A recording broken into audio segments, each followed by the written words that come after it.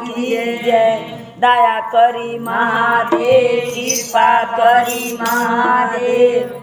एगो बहना लोग देखी जाए, एगो राजा रहलन, एगो बियाह कैलन, उन्हों के लोग लैका ना भइल।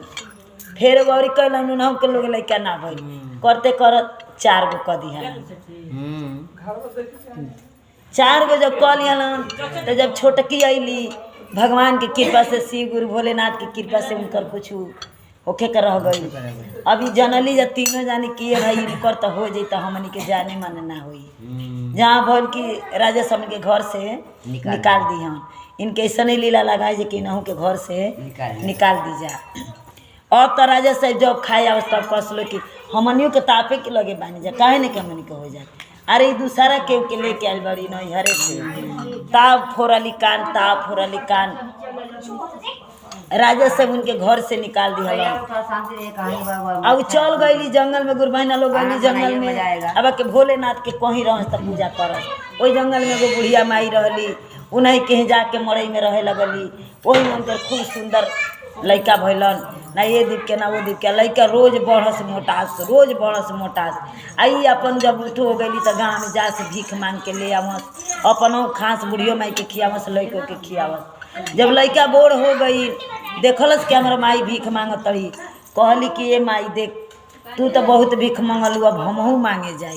वो कहलन कि ना बाबू देख हम तो भीख मांगते बनी, लेकिन तू भीख मांग। कहलन कि ना माइयो में कोनो लाज नहीं खे। एगो हमारे के तुमड़ी बनवा देगो, सरंगी बनवा देगो, बसुरी हम बजावत गाव तार से ढेर लेके आई। ना मनलन, जिद क दिहलन। गई लोहार के एगो तुमड़ी, एगो बसुरी, एगो सरंगी बनवा के ले ली। अपन ले लिहलन, लगलन गावे बजावे। कहली के बाबा मर सब दिशा में जाइए, दक्षिण दिशा में मत जाइए। कहली कि ठीक बा माई, कहत तो हम ना जाए। पहले पूर्वे दिशा में गावत बजावत निकलन। का कहत बोला बोला शंकर भगवान की जय। अरे बाजू बाजू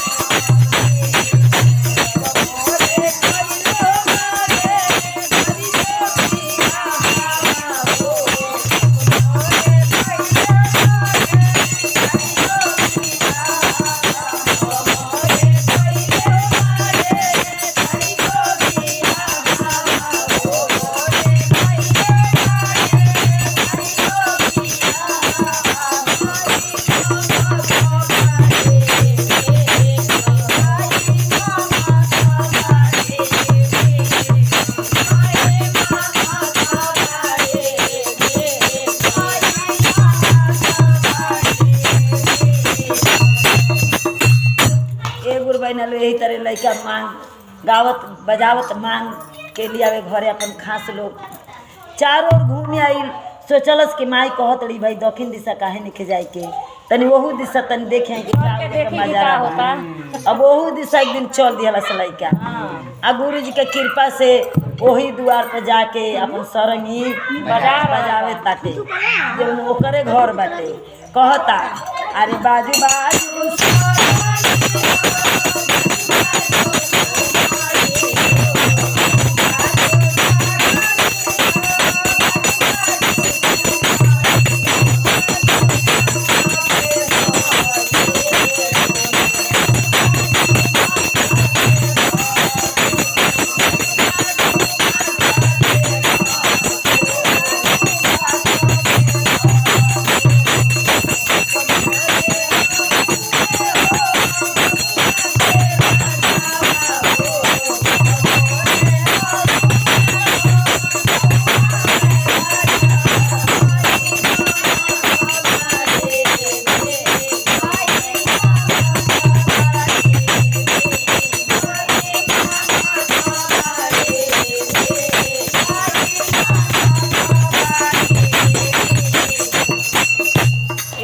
जाना लो तब तो तीनों जानी सुन लिहलो।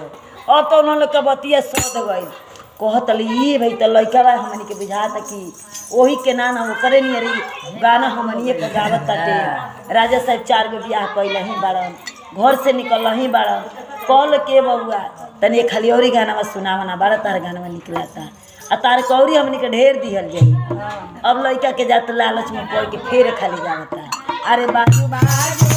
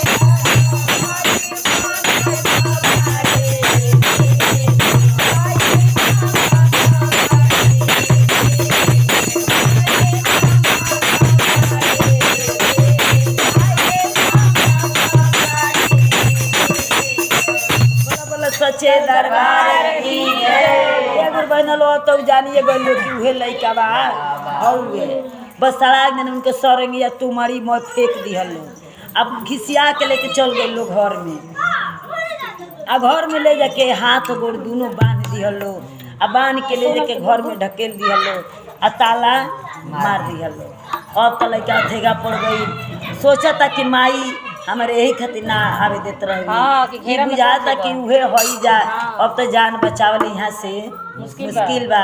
गुरु जी के सुमिरत ताटे लइका जाना था कि हमारा माई एगो भगवान जी के पूजा करत रही भोलेनाथ की कृपा अगर बोलो बोलो सच्चे दरबार की जय। अरे हाथ जोड़